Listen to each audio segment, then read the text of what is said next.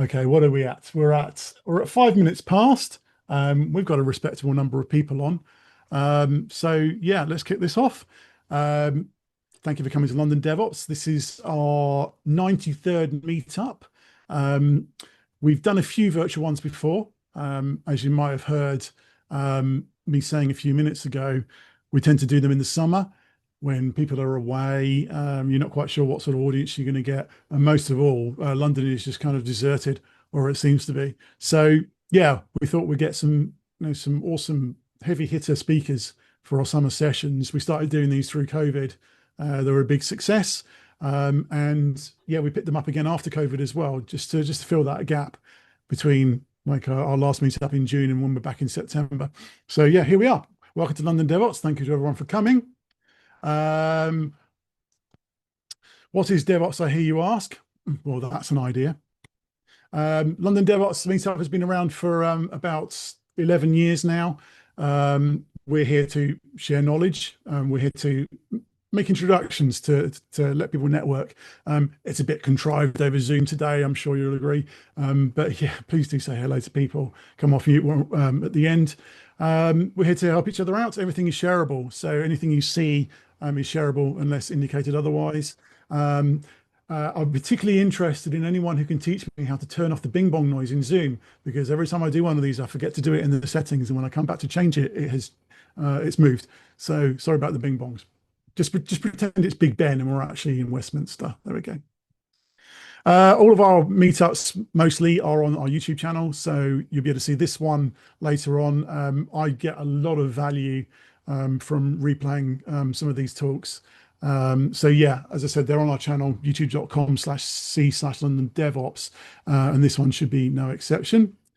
Here's our code of conduct. I mean, it's a virtual meetup, so I think you'd be stretching it to break the code of conduct on a virtual meetup. But having said that, I can think of a few ways that you could. So I'm just going to leave that on the screen for a moment. We take the code of conduct seriously. We have used it a few times and don't want to be doing it again.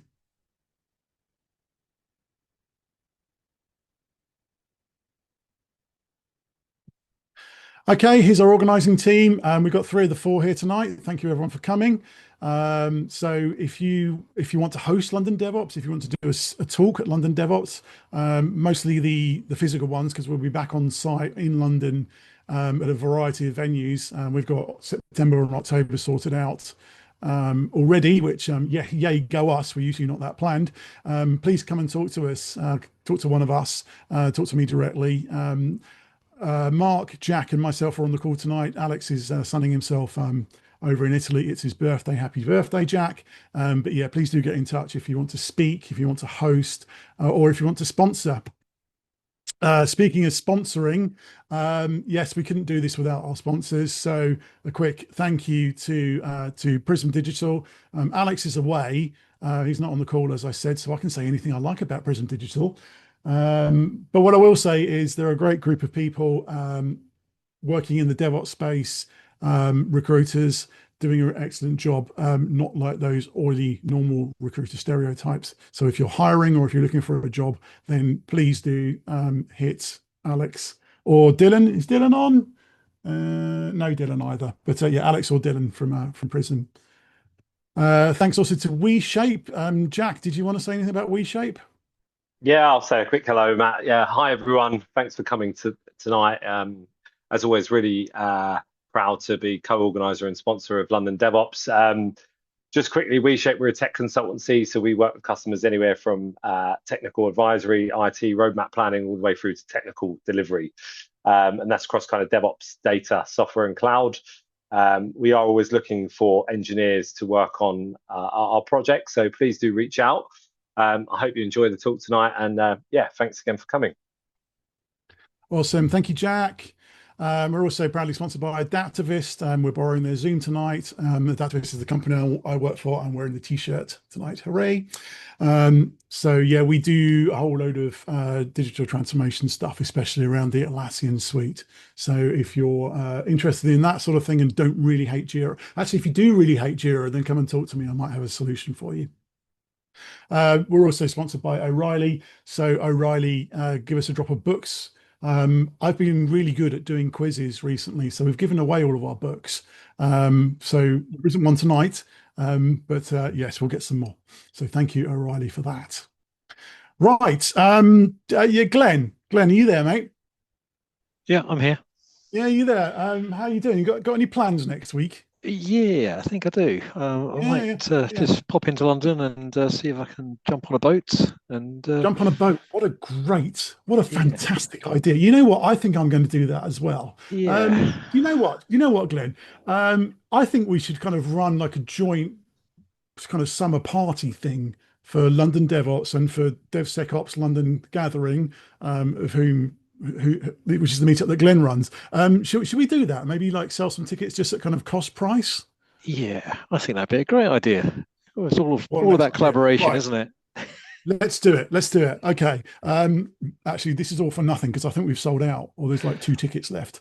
But if you're on the call, if you're in London next Wednesday, yeah, we're having a little bit of a shindig thanks to our sponsor at Orca. So yeah, that's London DevOps joint with the DevSecOps London Gathering team. It's going to be awesome. So yeah, get in there quickly if you can. We might get some returns as well. Yeah, The cost is about £6 or £7, it's a and fiver. that's it's a fiver. It's a Sorry, fiver. Yeah. um, it's a fiver just to cover our costs. It's amazing we created all this in the last 90 seconds, isn't it? So no wonder I Yeah. get the details wrong. And please join the wait list if you can't actually get a ticket straight away, because our experience from doing this last year, a lot of people do drop out and ask for a refund, and that frees up spaces. So if you do want to come, then do join the waiting list. Cool, thank you, Glenn. All right, so other community stuff. Hannah, are you still there on the steps of the pub?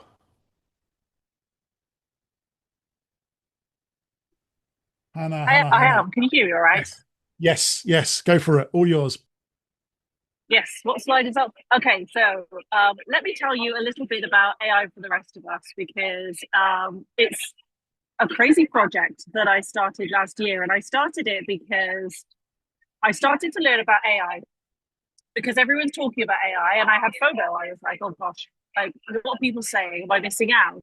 And so I started learning about AI, and to start with, I was absolutely bamboozled by all of the new terminology. What is RAG? What is MCP? What is an LLM? What are people even talking about? I was sat in a talk at a conference and I had to Google the word inference. And this is me having worked in technology for a long time. A few of you on this call know me. I've been working in DevOps and in security. So it's not like I'm not technically fluent. I just wasn't fluent in this new domain. And so what AI for the rest of us is, it's a place where we can learn about AI without any expectations of already understanding the domain and already knowing that terminology. It's a 2-day conference. It's in London. And what I've done for you today is I've reinstated the early bird pricing.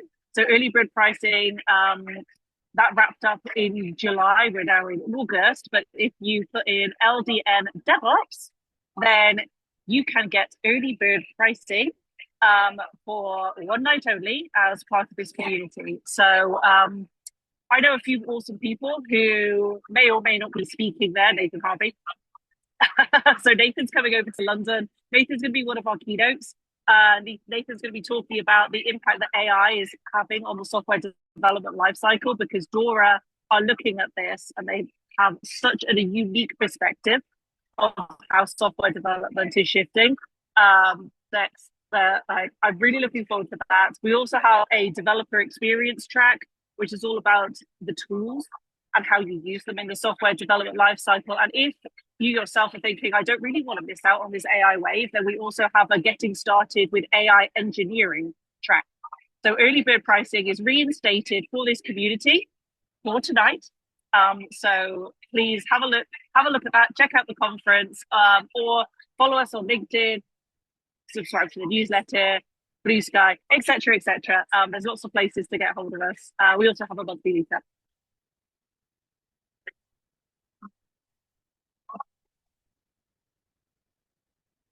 Oh, it's still me. It's still me. And the next one, it's you again. I know it's still me. It's still me. But this one is even easier and even better because this is DevOps Days London. if you haven't heard of DevOps Days, where have you been? DevOps Days has been around since the dawn of DevOps. DevOps Days London is one of the biggest DevOps days in the world. This year, we are hosting on the 23rd and 24th of September. And for tonight, we have a free ticket to give away to somebody in this meetup. And so my proposal for tonight was actually to ask Nathen for a favor, because Nathen, you've been involved in DevOps Days since the beginning, since before I knew you, which is a long time. So I was wondering if you would pick someone who asks you like the best question at the end of the meetup tonight, and we'll give them a free ticket to DevOps Days London. All right, I will happily play favorites. I mean, I will happily look to who asks the best question. Ask Nathen a really good and hard question, and you'll get a free ticket to DevOps Days London. On the screen there, you will also see that there's a 20% discount code for everyone in this community. You don't need to take a photo or screen grab of that now. I'll ask Matt to share that later. And that's everything from me. Great job. Thank you, Hannah. Enjoy the pub. See you later. All right. So, yes, please do tell us what you think. Give us some feedback. You probably found the group through Meetup, so you probably don't need the QR code on that side. But join our LinkedIn group. We're trying to make more use of that, since it seems like meetup.com emails don't necessarily reliably get to people. So, yeah, please do join us there. So today's talk is from Nathen, the inimitable Nathen Harvey, from the DORA Institute. He's going to be talking about DevOps beyond the DORA, beyond the metrics. So yeah, so I'm going to shut up now. I think I got through that without doing any dad jokes, which I'm quite impressed at myself for. So yeah, time for me to stop sharing. I'll give it to you, Nathen, if you want to share some slides, and let's get going. I do have some slides. I do have some slides to share, and thank you so much, Matt, for getting us kicked off. And I'm looking forward to the AI for the rest of us. I will be over in London for that. Let's see. There we go. All right. So slides are sharing. Perfect. All yours, Nathen. Yeah. Unfortunately, I won't be over for DevOps Days, but as Hannah said, whoever asks the best question will win a ticket tonight. So I do want to talk about DORA. I want this to be as interactive as you want it to be. I do have slides prepared and a bunch of things I want to talk about, but I'm also very open to questions. So as we get going here, please do interrupt me. And also, I understand that you've recently heard at this meetup a little bit about DORA and some of the metrics. I will talk about the metrics, but I want to, as the title sort of implied there, dig a little bit deeper than the metrics. Of course, DORA metrics are pretty well known, probably the most well-known component of DORA.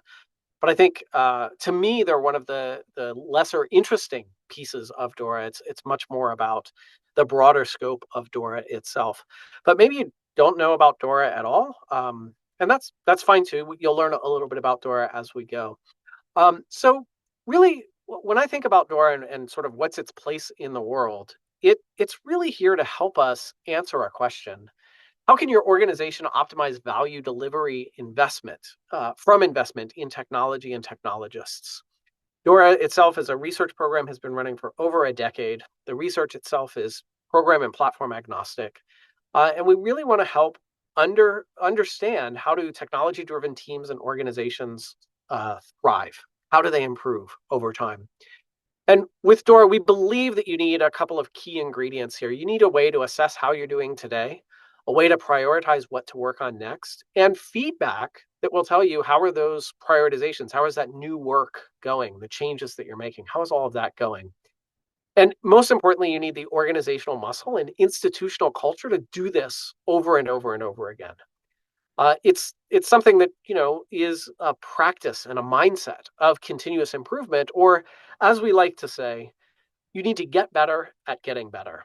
And this is where our friend DORA comes in. And if you haven't met DORA, I'll introduce you very, very briefly here. Here's DORA.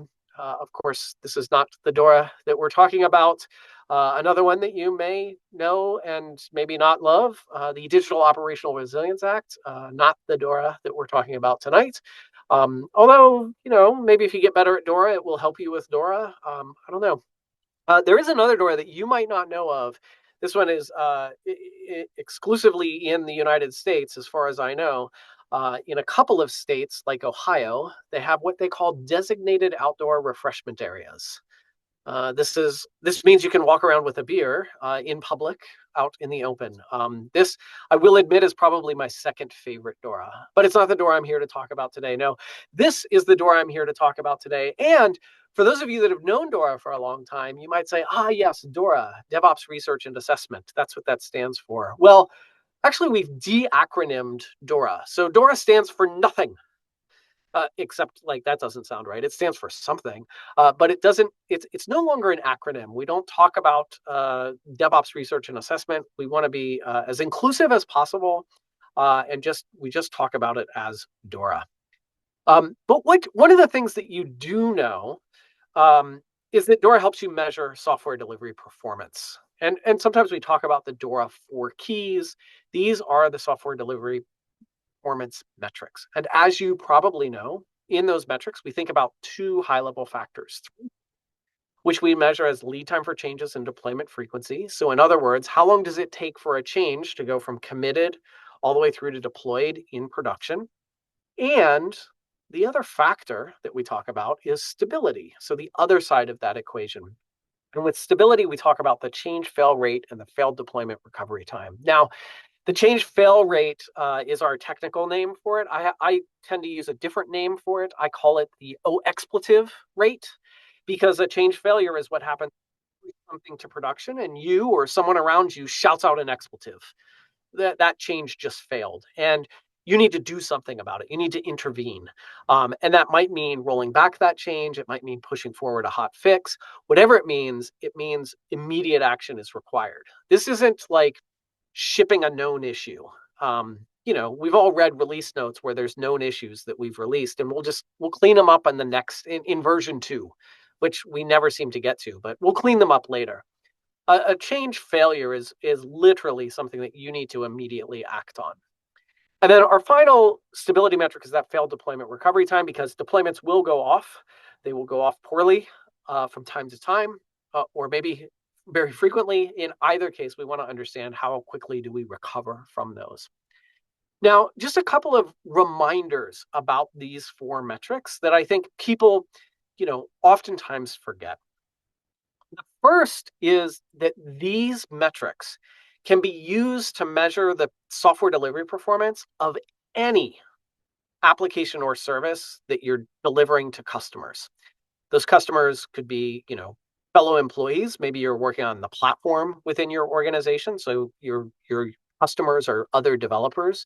Of course, they could be external partners to your organization. That doesn't really matter, but it is any type of technology. You could use these 4 measures to understand how is software delivery going on that mainframe? How's it going on that mobile application? Doesn't matter. Broadly applicable. But it is really important to remember that these are meant at the level of an application or service. So some of the pitfalls, some of the things I see people doing that are not recommended and probably lead to some really bad behaviors. Things like rolling them up and trying to understand for our organization, how's our software delivery performance? So I work at a company called Google. As I often say, if you've not heard of it, you can Bing it, and you'll learn a little bit about my company. But we don't ask the question, for example, how frequently does Google deploy to production? It's a ridiculous question, because it's very frequently, but it doesn't matter, because knowing that information doesn't help you do anything. Instead, we might ask for a particular application or service, how frequently are we updating that in production? So at a very high level, you might think, well, YouTube, how frequently are we deploying YouTube into production? But even that's too high a level. Within YouTube, there are many components and many different applications. One application, for example, is YouTube Shopping. So now maybe we might ask, how frequently are we deploying YouTube Shopping? Now we start to get to a much more tenable level with these metrics.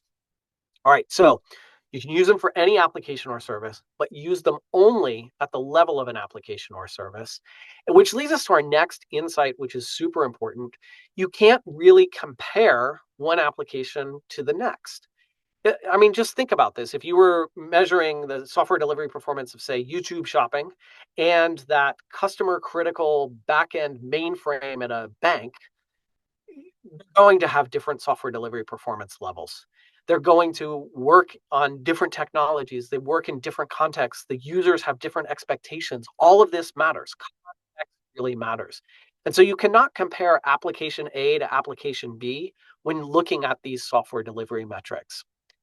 What you can do and what you should do is compare application A today to what was the state of application A's software delivery performance a month ago or 3 months ago or 6 months ago, and what will it be a month or 3 or 6 months hence. It's that comparison over time is really the only thing that matters. Now, I have to be honest, DORA doesn't help you with that. Because every year we publish benchmarks and we say, hey, here's what elite performance looks like. So immediately teams start comparing themselves to those top performers and say, we've got to get there, we've got to get there. I kind of wish we wouldn't publish those benchmarks because it does lead to a lot of bad behavior. In fact, I've seen CTOs and organizations come out and say, by the end of this year, 90% of our engineering teams need to be at elite performance as measured by these DORA metrics. That's really, really bad because that throws out all of the context, all of the customers, all of the reasons why your software delivery performance is what it is today. And so I often remind folks, the goal is not elite performance, but rather elite improvement. You want to see how do we change these over time so that they're improving. That's what's really important about these metrics. Let's see, I'm going to pause here for a second because there are sometimes lots of questions about these metrics. I'm just going to pause and see what questions can I answer for you about these metrics, including hot takes or any reactions that you have to these metrics. I'm happy to talk through those for a second. I'm just going to pause.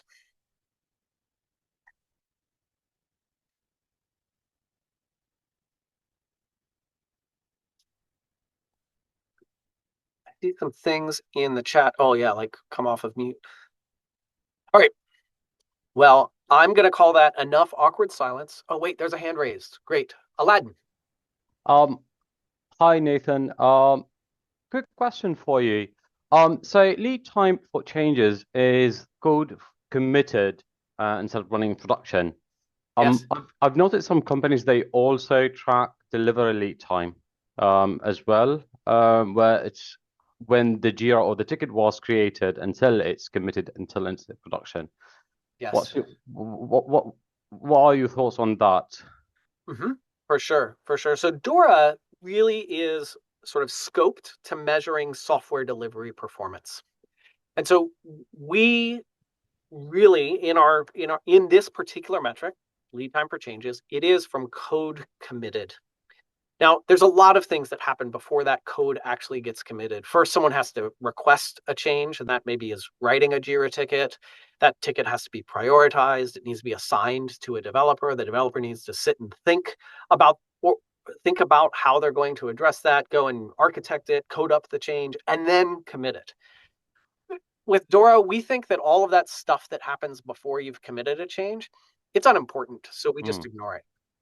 No, that's not true. We don't think it's unimportant. We know that stuff is extremely important, but we have scoped these metrics to look explicitly at the software delivery process. And let me tell you why. First and foremost, in many organizations, maybe not as many today as there were 11 years ago, 12 years ago when this research started, the act of getting software from the developers into a production environment was full of friction, full of waste, really difficult to do. Maybe that's the case in your organization. So that's one reason why we focus so tightly there. Second, we have an underlying hypothesis or theory that the process to get a change, any type of change, whether it's code or configuration, it doesn't really matter, but the process to get a change from developer through to production should be consistent. A change is a change is a change is a change. We just want to move that through and get it out to production. When you look back to the left, if you will, to those earlier things that you talked about, assigning the ticket, figuring out how am I going to solve for that ticket? What am I going to build? There's a whole lot of variability in that. The tickets may come in and, here's a tiny ticket, a tiny request, here's a giant feature, here's a brand new application. So all of that sort of variability, we want to manage that, but you won't manage it with these metrics in particular, which is kind of a lie. Because one of the things that we know about these metrics, one of the best ways to improve these metrics is to ship smaller changes. So actually, if you go back to how are we defining work and scoping out work, if we can scope out smaller changes, it's easier for me as a developer or an engineer to create a smaller change and then easier to move that through the pipeline. So there is a connection here, but I would say that that connection and the work that happens over there absolutely falls outside of these metrics. Okay. That's not to say you shouldn't measure it. I think that you should, because one of the things that you might find is your software delivery process, pretty solid. But figuring out which things to work on next, which products your customers want, that's really difficult for your organization. Yeah. If that's the case, spend more time investing over there and less time investing here on software delivery. Does that help? That makes sense, because that would also impact throughput. But I was thinking also maybe you could split it into 3 different phases. Like, as you said, one, maybe creating the tickets, kind of figuring out who's going to work on it. Is it big, smaller tickets issue? But also it could be kind of a code that's waiting in a pull request to be reviewed, or a build that takes long, all of that. And that has nothing to do with the ticket or who assigned it, who created it. It's also kind of something that could impact the throughput as well. But that's also not captured in this metric here, because so I would say that one of the questions that we always get is like, code committed, what does that mean? Like, committed where? Yeah. Is that committed to the main line? Is that committed to a feature branch? Is that committed just locally to my local copy of the repository? Like, there's all kinds of answers there. DORA doesn't take a strong stance on this. Okay. But I'll give you my advice, the advice that I give. I think about it kind of conceptually. Code committed, yes, it means it's committed to the version control system. But then I think about, what is the developer's level of commitment? If I'm an engineer and I've committed to version control and I'm ready for this to go to production, how do I signal that to my team members? Oftentimes, depending on how you work, it's when I open up the pull request. Yeah. That's not when it's merged into the main line. It's when I open the pull request. That's when I would recommend starting the timer, because you do want to uncover delays in things like code reviews, right? Yeah. Code review, like, it took me an hour to write this code and it took 3 weeks for it to get reviewed. That's something that we want to highlight. Yeah, exactly. Okay. That makes sense. Thank you. Yeah, you bet. Jay, go ahead. So on the back end, it's fairly easy to measure deployment frequencies with, continuous integration and deployments to Kubernetes. Yes. What about applications like Android and iOS? Sometimes you're on a specific release cadence, monthly or bi-weekly, or specific versions. How do you measure the deployment frequency for that? Yeah, this is a really good question, and I'm going to go back to an answer that I'm going to use a lot. Context matters here. And in fact, you talked a little bit about some of the telemetry that you might use in order to get these metrics. I want to just take a big step back and talk about how DORA does most of its research. The way that DORA collects most of its data is annually we go out and we run a big survey, and we ask these questions and many, many others to as many people as we can find. And then we take those survey responses, we do a bunch of data analytics on them and so forth. But what we don't have is telemetry from systems of the people that we're talking to. And I would argue, in fact, that precision for these metrics, certainly when you're getting started, precision doesn't matter.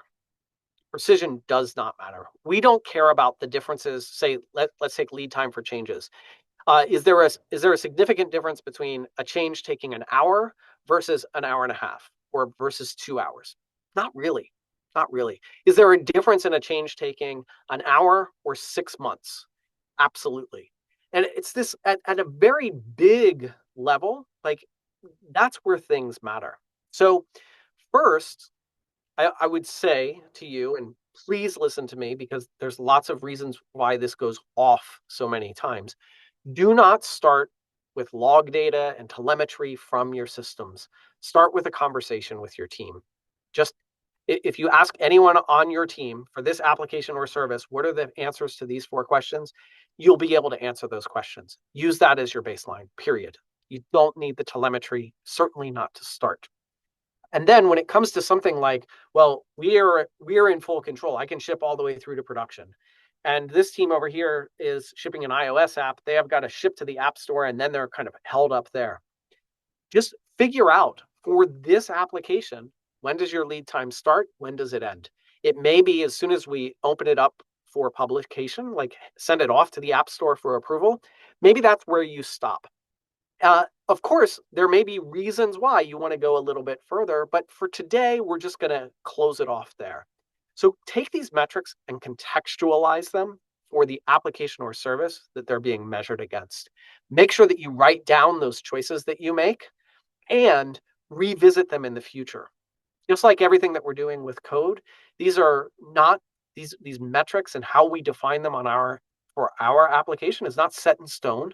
It should be maybe captured in the repository, maybe an architectural decision record, an ADR, or something like that talks about, hey, here's what we've selected for these metrics and how we're going to measure them. All of that said, and while I said don't use telemetry, start with conversations, there are, of course, many vendors and open source solutions out there that have integration into a bunch of systems that can pull all of this data together and help you visualize it, help you measure it, and so forth. And those can be very helpful. And especially where they provide a lot of value is going beyond these. Okay, my lead time for changes is growing. Why? What are the components that make up that lead time? How much time are we waiting on peer reviews? How much time are we waiting on approval processes, and so forth? That's where those tools really start to shine.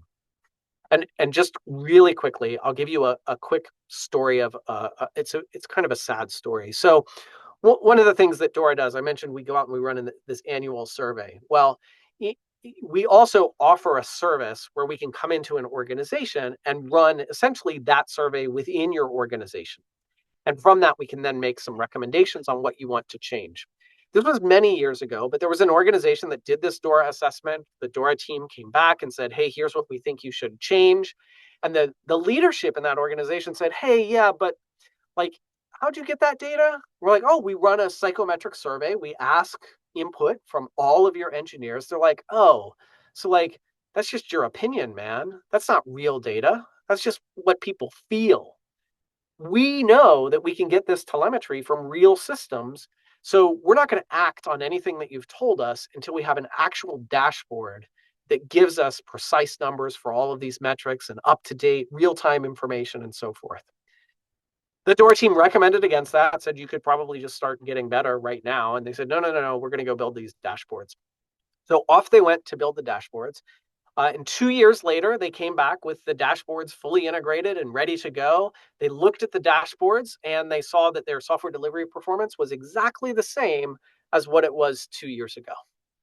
So they spent 2 years of effort, engineering effort and otherwise, integrating all of these systems so that they could build a beautiful dashboard that told them you're just as bad as you were 2 years ago. You could have used that capacity on improving some of your process, improving some of your capabilities and practices. That might have been a better return on your investment. Oh, and by the way, as the engineer who built these dashboards was demoing them to me, I asked, hey, do you have metrics on these dashboards? And they proudly said, yes, we have metrics. We can see who's used these dashboards. And we clicked over to that screen, and I will tell you that the number of views on that dashboard were embarrassingly low. So please, if you're going to do a journey with DORA, if you're going to start using DORA, do not start with a dashboard. Another really quick cautionary tale here. I absolutely know of teams who say we can't do anything until we have a dashboard. And I ask, how frequently do you deploy to production? About 4 times a year, once a quarter. Okay, sorry. You do not need a dashboard to count to the number 4. Most of the people on your team can do that with one hand. So please don't build a dashboard. Figure out how are you going to improve. All right. Thank you for those questions. I'm going to move on. I feel like I was up on a soapbox and just really sort of raging there for a minute, but hopefully that was helpful. But I kind of want to prove this out to you, prove out that you don't need telemetry. So Just as a little mental exercise, no one's going to audit you, but I encourage you to do this. Write down the name of one application or service that you work with regularly. The application or service that you know and love, or know and hate, the one that you're closest to. Just write down the name of that. And then for these 4 measures, write down a unit of measure for these, or the scale. So for lead time for changes, does it take a change to go from committed to deployed? And I'm not going to tell you how to start and end the timer. Just do this in your head. But does it take minutes or hours or days or weeks or months or quarters or years? Just write that down. Your deployment frequency. Think back, are you doing 1 a day, 1 an hour, 1 a quarter? Your change failure rate. Now, this one is going to be a percentage, but a rough percentage is good. So thinking back over the last, 3, 6, 12 months, how many deployments did you do where you had to immediately roll them back or push forward a hot fix? You had to intervene immediately. What percentage of those? And then when you did have one of those expletive moments, about how long did it take to recover? Just write those 4 down, keep them by your side. I'm going to come back to that exercise here in a bit. All right, so software delivery performance. This is the heart of DORA. I like to talk about it as the center of gravity of DORA. Unfortunately, software delivery performance, those 4 metrics, that's where people stop.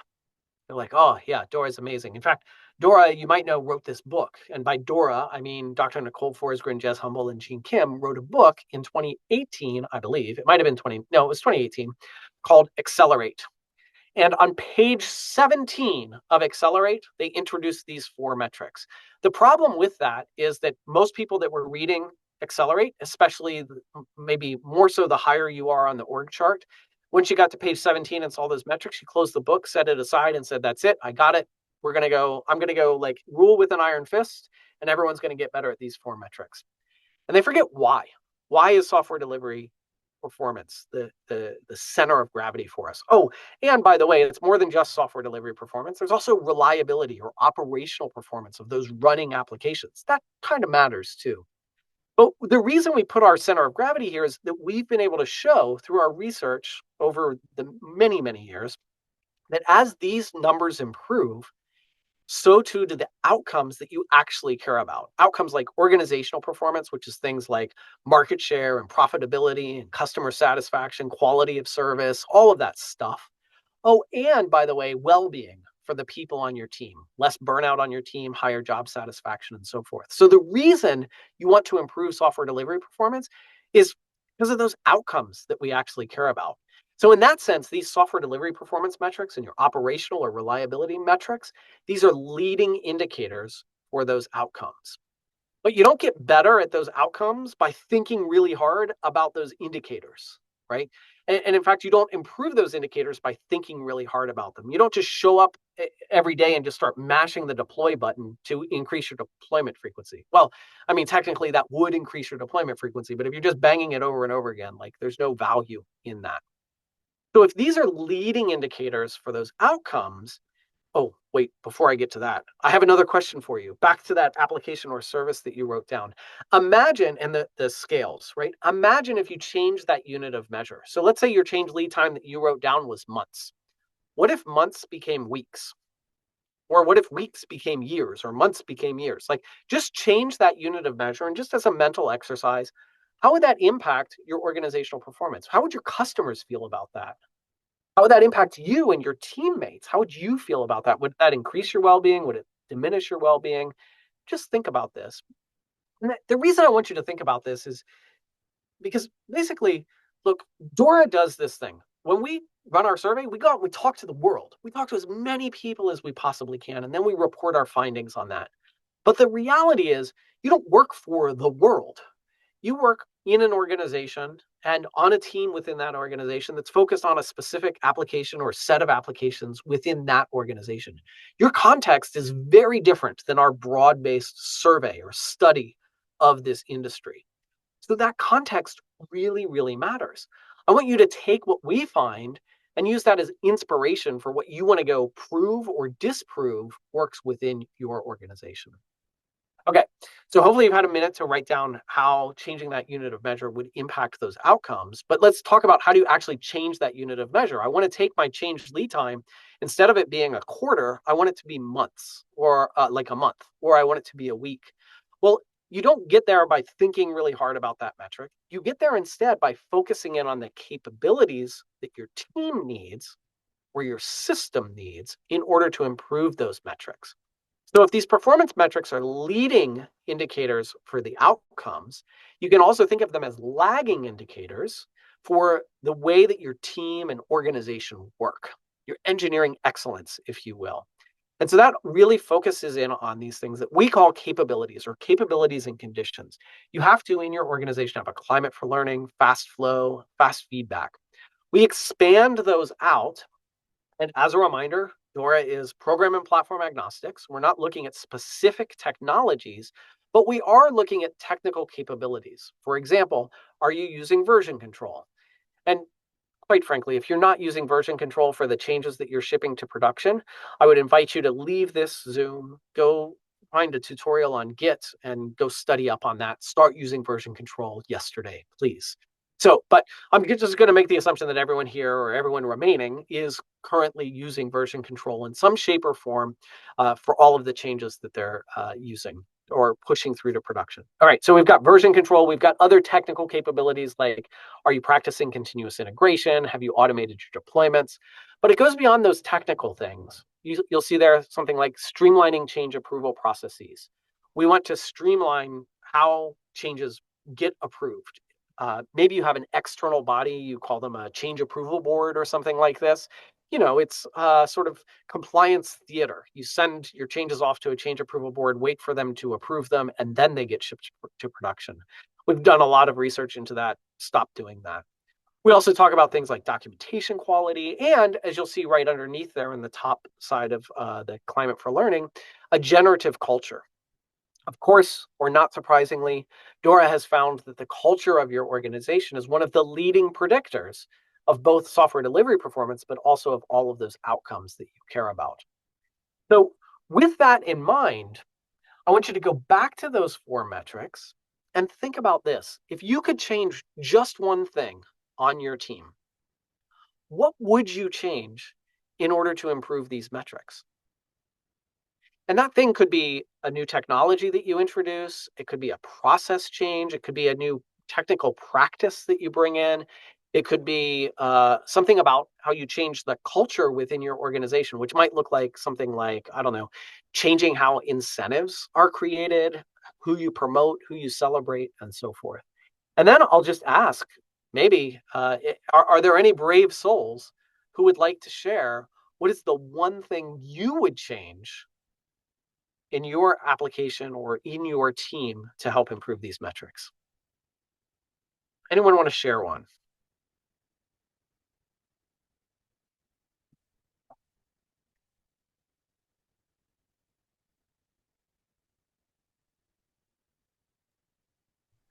Well, I'll throw one in, which is about looking at the friction that you get in getting anything released.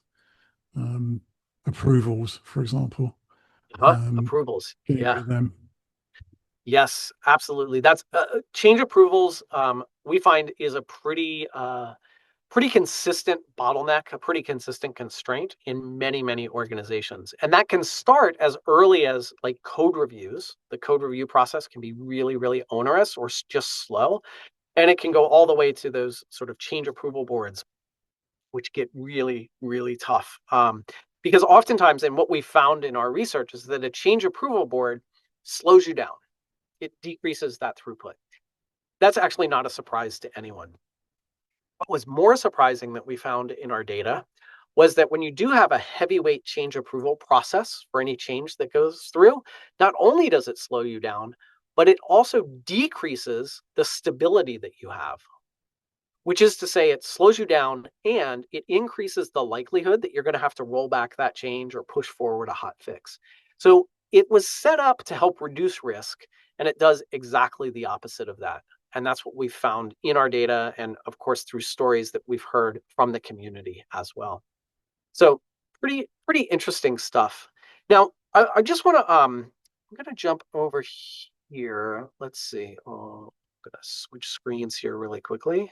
Yeah, great. Okay, I want to jump over here. This is DORA.dev. This is the website where we publish everything about DORA. I want to show you one quick resource here. And quick, it's in the name. There's the DORA quick check that we have here. Now, this quick check is going to ask you 4 questions. You can do this right now together with me if you like. But what I recommend that you do is for that application or service that you wrote down, bring together representatives from across all of the teams that are responsible for that application. So you've got a cross-functional group of people in a room together, maybe just like this Zoom, and have a conversation through those questions. What is the lead time? How long does it take to get a change from committed to deployed? What is the deployment frequency? I'm just throwing in random answers here, as you can probably guess. But by doing this, we can then compare our results to that of the results that DORA has collected. And this gives me a score. In this case, the score is a 5.8. Is that good or bad? No, it's neither good nor bad. The only thing that matters with this number is not that it's a 5.8. Again, what matters is it depends on how that number is changing over time. Is it improving or is it deteriorating? And then while I'm here, I'm going to jump to the research tab up here. Let me just hit that. And here you'll see that model that I was just talking about. This is our DORA core model. And so the way that you use this is, look, we start by understanding how's our software delivery performance today. That's like, I don't know, getting on the scale in the morning and seeing how much do I weigh. Well, I want to change that number. How do I change that number? Well, I have to do something different. I have to change what I do. So let's look back at these capabilities and start to understand which capability do I have the most opportunity to improve. So for example, like if I want to change the weight on the scale, I could maybe eat healthier or I could go to the gym. Which should I do? Well, sure, I should do both, but which one should I prioritize? Only I can answer that question. And similarly, only you on your team can answer this question. But the quick check is here to help, at least a little bit. So I'm just going to show you one other piece of the quick check here. There is a lot of capabilities that we've researched over the years, maybe too many for you to prioritize. The quick check helps you prioritize 3 of them. We ask about continuous integration, loosely coupled teams, and your generative organizational culture. And you'll see that we don't just ask, are you practicing continuous integration? Yes or no. That's like saying, do you do DevOps? Yes or no. Every one of us has a different definition and a different understanding for what that term means. So instead, we really try to get at the sort of characteristics of continuous integration. Code commits result in an automated build of the software, etc. And so we ask as a team, you might go through and answer these questions. I'm just going to throw in some random answers here, of course. I'm not going to do what you should do, which is carefully consider these questions. So that was loosely coupled teams, and then we'll jump over here to culture, see what we get. And at the end of this gives us not only that score of 5.8, but now I can also see how am I doing across at least those 3 capabilities. And so what DORA would say was find the capability that's holding you back, the constraint. That's the one that you should go to improve. And in this case, based on the random answers I gave, continuous integration is the one. And again, over here on DORA.dev, we have a bunch of capability articles that talk about each one of those capabilities. And the articles kind of follow a similar flow. They're just introductions to each one of those capabilities, but they talk about what that capability is, how to implement it. It will also talk about some objections that you're going to, or that you are likely to run into with your team and with your organization as you try to introduce this capability, some common pitfalls, and then importantly, some ways that you can measure continuous integration. These ways that you can measure help you then set goals and objectives for yourself and for your team. And maybe these are more short-term goals. But what they also do is they help you kind of create a hypothesis. So again, if I go back to that research page really quickly, or not so quickly, but I'll go back to that research page and let's look at those details. Essentially, what I've just done is I've written a hypothesis.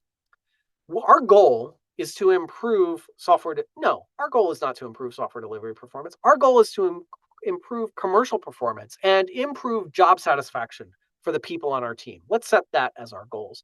How are we going to do that? Well, we believe that by investing and improving our continuous integration practices, that's going to help. We're going to know that these practices are getting better because those measures that we just talked about or that we just saw, they're going to improve. And that's going to matter because our software delivery performance metrics, we expect them to improve. And that will lead to better job satisfaction, better commercial performance.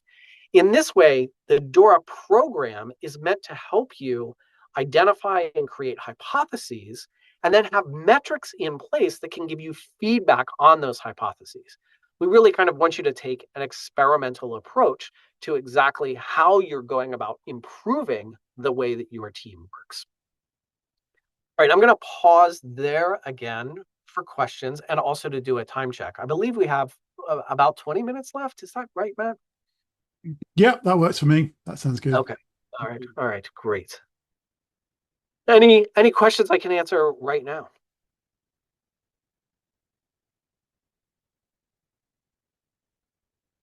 All right, then. While I'm here on DORA.dev, I'm going to point out two things, then I'm going to flip back to the slides. So there's lots of great resources here on DORA.dev. I'm just going to pop up here to the guides really quickly. There are two that I'd like to point out to you. One is this guide here on DORA's software delivery metrics, the 4 keys. This is a really helpful guide because it goes into even more detail. Importantly, it talks about the common pitfalls that you will run into as you try to use these measures to help you improve performance. And I love this quote from Dave Farley: "The real trade-off over long periods of time is between better software faster or worse software slower." It's really your choice. You can pick either one of those two things. But that's what the DORA research has shown us, is that speed and stability, or throughput and stability, move together. So you're either fast and stable or you're slow and unstable. So that's one guide I want to point out. And then another one, and this kind of goes back to your answer earlier, Matt, finding those places that are slowing you down. Where's the friction? Value stream mapping is to my experience, one of the best ways to uncover that friction. And so we've got a whole article here on how do you use value stream mapping within the software delivery lifecycle.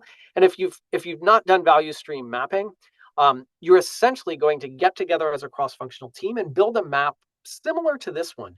Start from code is committed, end with happy user. What are all of the steps and handoffs along the way? As you identify those, you will start to identify friction, waste, duplication of work. All of these things are super critical to know about, because that's how you can then go and start chipping away at them and drive those real improvements. Okay, I'm going to switch back to the slides because I also want to share with you, let's see if I can do this properly. All right, good. I want to share with you, before we wrap up, some of our latest findings, because Hannah came in and talked about AI for the rest of us. Let's talk about what is AI doing in this space, because we're probably all, whether we like it or not, are being asked to use more and more AI, and we're seeing the impacts of AI come in across the entire software delivery process. Now, these findings that I'm about to share are from a report that was published in March. So in some respects, given the rate and the speed of changes in AI, these findings are out of date. But in September, we'll be releasing another report, which will have more up-to-date findings. But I think that these findings will likely resonate with you. You can download that report, at that QR code, at that URL, or directly off of DORA.dev. So let's just jump in. Here's what we found when we looked into the impact of AI. First and foremost, every organization is, not every, most organizations are prioritizing AI. This is at a very high level. In your organization, how have you shifted priorities towards AI? And you can see here that the vast majority have a slight, moderate, or significant increase in AI prioritization. This data was collected about a year ago. You can imagine that this has only amped up from there. Lots of organizations prioritizing AI. They don't necessarily know why they're prioritizing AI. Maybe they're doing it for fear of missing out, but nevertheless, they're prioritizing it. And then we asked this other question around how to individual practitioners, how much are you relying on AI for a series of different tasks? And again, you can see lots and lots of practitioners relying on AI for things like code writing, summarizing information, code completion, code optimization, documentation, etc. Again, this we expect will increase, like even more reliance on AI. But these two taken together, I think is really important. You've got a story of prioritization from the top down and reliance at a practitioner level or from the bottoms up. This, to me, really shows, for better or worse, the staying power of AI. You've got priority coming from the top. You've got usage and reliance coming from the grassroots. This is different to say, I don't know, when containers came out, there was a lot of push from a practitioner level. We should containerize, we should containerize all of these applications. But there were very few, if any, boardroom conversations that were like, what is our containerization strategy? Those conversations just didn't happen. That's not the case with AI. So I think that this is just another proof point that this AI it's here to stay, and it's going to stick around. So that's kind of a high level view, but we also wanted to understand, okay, so yes, everyone's using it. What are the impacts? What's happening because you're using AI? So we came up with a factor to figure out how do we measure AI, and it was through these questions that are on the screen. I'm not going to read them to you, but there's an AI adoption factor. So you're using and relying on AI more. We take that and we throw it into a model. Now, this model is hard to read because the type is very small and all of this. I'm just going to tell you what really matters. This left sort of mauve or purple circle over here, this represents AI adoption. And we see some things that might contribute to AI adoption, like individual traits. As an example, are you a senior engineer or are you a junior engineer?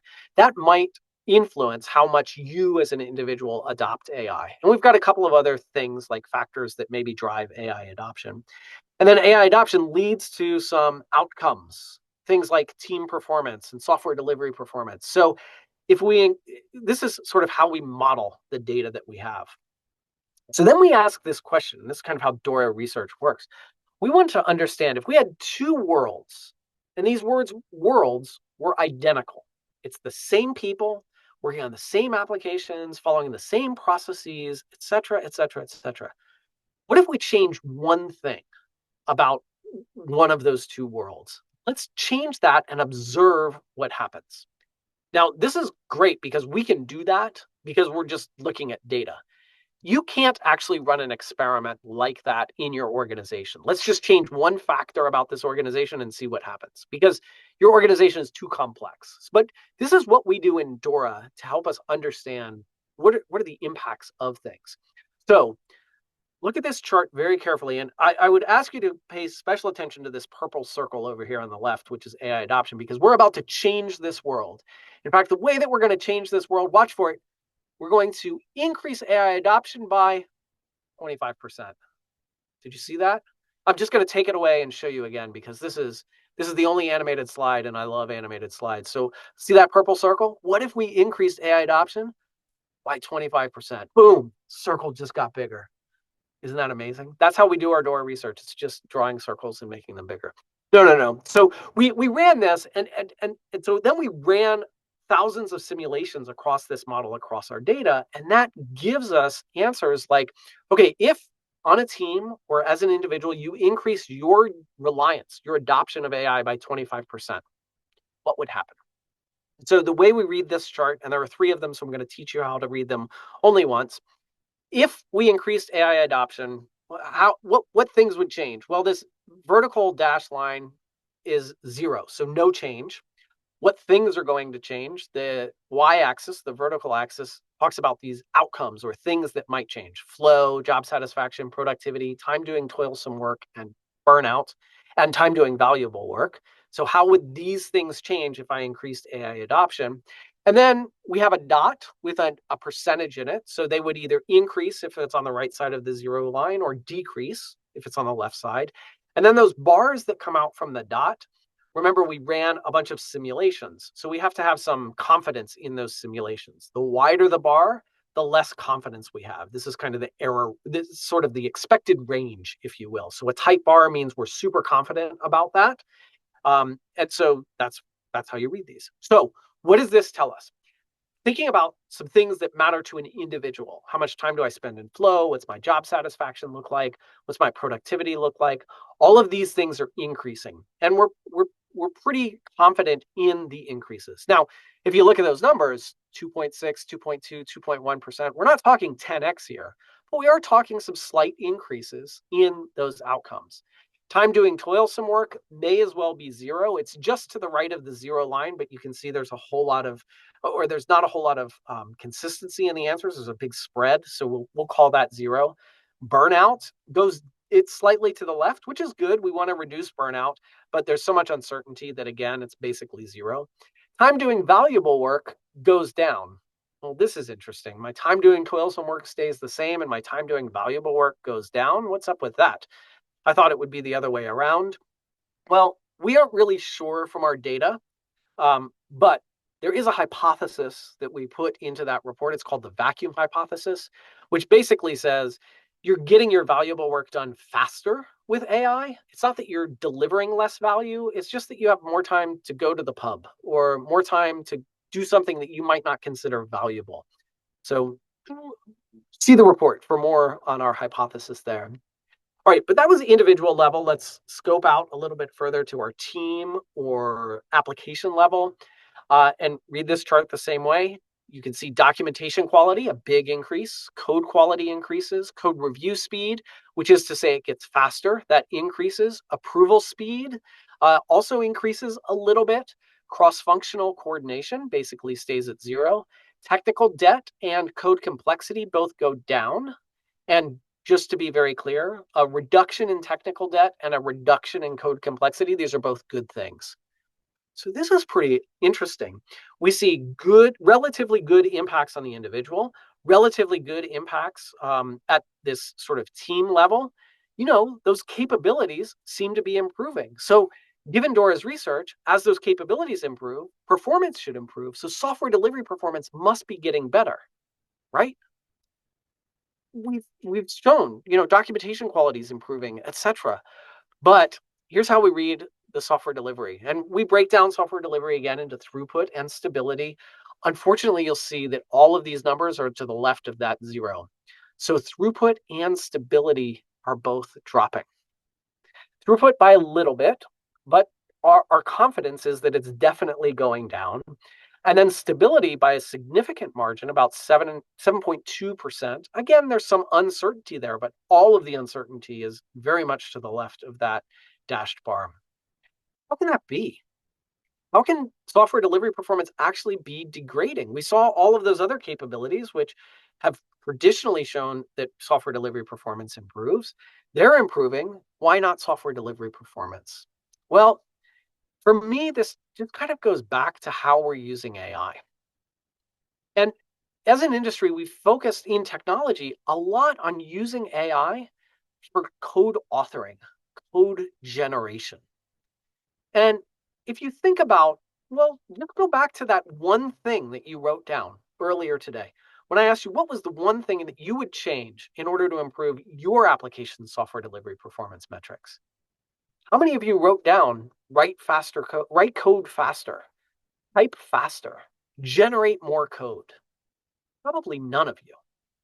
And so this goes back to this idea that we're working in a system, and this system is meant to drive change through the system. In any system, there is a bottleneck or a constraint that governs how much you can move through the system. And if you make an improvement to a part of the system that's not at that constraint, you aren't improving the system. In fact, you may be making it worse. So perhaps, even if, and like Marco, I hear what you're saying. It comes down to how Gen AI works. Let's say Gen AI writes the best perfect code, and it's amazing. If it's generating so much code that your review process becomes an even tighter bottleneck, you can't move that code through to your customers. And so we have to think about where is the bottleneck in our system, and maybe that's the place where it's most important for us to prioritize improvements. maybe even improvements with AI, especially if the AI models are brilliant. They aren't, but they are getting better every single day. So I think this is a really important consideration. And before I get to the closing thoughts, I'll just remind you that that's kind of last year's data. And frankly, a year's worth of data in today's world with AI, everything moves so fast. So you definitely want to be on the lookout for what's coming next in our next report, which will be out at the end of September. All right, so a couple of quick closing thoughts, and then we'll have some time for additional questions here as well. First, I encourage you to go beyond the 4 measures that are those software delivery performance measures. The way that we in DORA research the world uses those as our center of gravity, but looks into all of the capabilities and conditions that contribute to those, and look at the downstream effects, those outcomes from improving those particular metrics. But the research that we have, the methods that we use, it's all like we're trying to understand a very complex system. And in fact, complex systems all around the world. And so it is really important that you not take our findings at face value, but rather that you replicate our findings in your context, not by going and running your own survey across the world and kind of crunching the numbers. Although if you do that, please, like, we welcome that. But I'd much rather see you take what we found and use those as hypotheses for your next experiments. DORA found X. We're going to try X, and we expect it to deliver value this way, or we expect it to improve this particular thing. Go validate that. And once you've validated it or invalidated it, come and share that back with the organization, with us, with the DORA researchers, and with the industry, so that we can drive that further. The other thing that's really important about DORA, everyone knows DORA for its 4 metrics. DORA's motto, though, is get better at getting better. I don't care about the metrics. I don't care what your numbers are today. I don't even care about the reports that we publish. What I care about is that maybe you get some insights from these reports and put them into action. And it is really, really important that the purpose of any metric, I think, the primary purpose of a metric is to start a conversation. Because once we have a metric, we can then talk about that metric. We can decide that we want to change the value of that metric. And we can have a conversation around what would it take to change that metric? What interventions might we do? And use that to really understand and use that to drive conversations with your team. Speaking of conversations with your team, I'm going to switch out of the slides here for just one quick second, because I want to show you one other quick thing. Yeah, I think this is the one I want to share. Boom. Let's see, share. Oh, no, wait, sorry, 1 second. There we go. Come on now, share. Maybe I'm going to do this. Ah, yes, sorry. I sometimes forget how to navigate Zoom. I just remembered. So I'm just coming back over here. I want to show you one other thing here. And I'm going to drop this into the chat as well. We have this other website, kind of a partner to DORA.dev, and that's this one, conversations.dora.dev. What this does is it loops through a random list of open questions. In your next team meeting, as a warm-up, pull up conversations.dora.dev, see what question pops up, and take 5 minutes discussing that as a team. I think that these questions should drive really good conversations across your team and may help you identify places that you want to improve starting right away. All right, a quick advertisement, I guess, for conversations.dora.dev, which happens to also be published on GitHub. If you have new questions you want to add, you can do that. Let me just switch back to my slides so that I can actually wrap up like I promised I was going to do. Yeah, great. Okay. All right, I think 2 closing thoughts. You cannot improve what you cannot change. If you can't change if you deploy an application and you can't change it, you can't make it better. If you have a system and you can't change it, you can't make it better. It can probably get worse, but it's unlikely that it's going to get better. But remember that continuous improvement is also a mindset and a practice of experimentation. You're going to have victories and failures. As long as you view those and treat those as successes and take the lessons that you've learned from each experiment forward to the next experiment, that's going to be a success. So you're going to take forward steps, you're going to take backward steps. It's okay. Your goal is to get better over time, or as we say, get better at getting better. And then maybe most importantly, and one of the things that's most important to me, is that you can't do this alone. I'm really thankful that you've had me come in and join the London DevOps meetup. I think that meetups and technical conferences and communities are the way that we as an industry learn from each other and improve together. And so within DORA, we have a DORA community at DORA.community. We've got thousands of practitioners, researchers, leaders, just like yourselves, coming together to really understand how do we take these insights and put them into practice. So as you go and try to replicate our findings, come back and share those with the community. In this community, we have online meetings all the time, not dissimilar to the one we're having right now. There's a mailing list, so please do join our community. And with that, I want to thank you all for having me. I'm going to stop sharing so that I can answer any questions that you have. And hopefully I'll see you at AI for the Rest of Us coming up in mid-October. Wonderful. Thank you so much, Nathan. That was awesome. Really, really good stuff. Anybody else got another question for Nathan? I've got a question. Can you hear me? John, yes. John, go ahead. Yeah, hi, Nathan. Thank you so much for that. So my question is for an organization that has or that is just looking to adopt DORA. Is there like so yes, things are not going well. You want to improve the process. Mm-hmm. Should there be like a limit we are looking to? So like, okay, once we get to this point, we know we have improved and yes, that's the ceiling. We can't go beyond this point or being better. Yeah. Yep, for sure. So this actually kind of relates to a question from earlier as well around looking at that change lead time. Like how much of the process do you actually look at? And I'll go back to the concept of value stream mapping as well. If you take value stream mapping where I talked about it, you start with commit and you end with deploy. Like let's look at that software delivery process. Frankly, if you are a value stream mapping like expert, you will get angry at me for calling that a value stream map. That is a process map. That's a software delivery process map. A value stream map is going to look wider. It's going to look at how are you actually delivering value to your customers. And so it will start with something like a customer request, and it will end with something like a customer saying thank you. Now, customers don't always say thank you, but sometimes they give us money. That's their way of saying thank you, I guess. So we want to look at that full value stream. And if we take that holistic view, oftentimes what we'll find is that software delivery, the ability to get ideas into production, is a constraint within your organization. Now, when are you moving fast enough? When is your software delivery good enough? When that is no longer your constraint.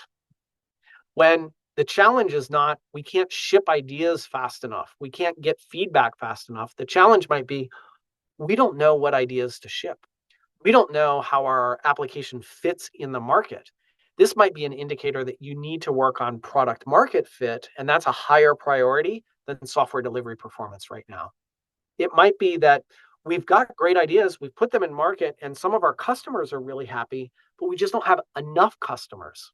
Well, software delivery might not be your problem. Sales and marketing might be your problem, or identifying other customers. So I think that there will never be a ceiling per se of how good is good enough for software delivery, but there will be a time where you as an organization will be better served by investing elsewhere.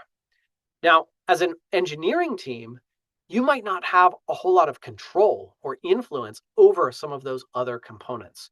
So your goal as an engineering team is either to go collaborate with those people or be sure that with every idea, you've got a smooth way to get that idea into production and to get good feedback on that idea and feed that back to them so that they can start improving. So I would say that there's never really a ceiling, but there is probably a time where you want to look elsewhere.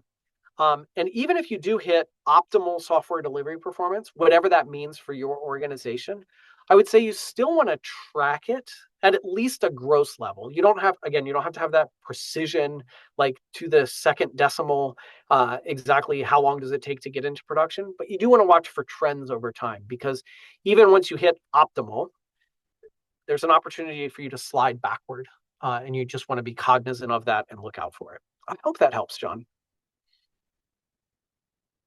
Yeah, sure. Thank you. Yeah, you bet. Wonderful. Any other questions for Nathen? Going once, going twice, going 3 times. Okay, good. Wonderful. So the only thing left to do now is, if you were here an hour ago, Hannah very generously was offering a free ticket, and we need to choose the best question, and hopefully it's somebody who is actually in London and is able to go to the event. So Nathen, I don't know if you remember, Hannah dropped you in it in choosing, but we've had 3 questions. We firstly had one from Aladdin on the lead time for changes. Then it was Jay. Sorry, I didn't write down the topic of that question. And then the last one, which is John just now. Did you have a preference here? I think I do, because there was a specific question that I get rarely, and that was John's question. And so if John is in London and can take advantage of it, I think John should get the ticket. Wonderful. John, are you in London? Yes, I am. Thank you so much.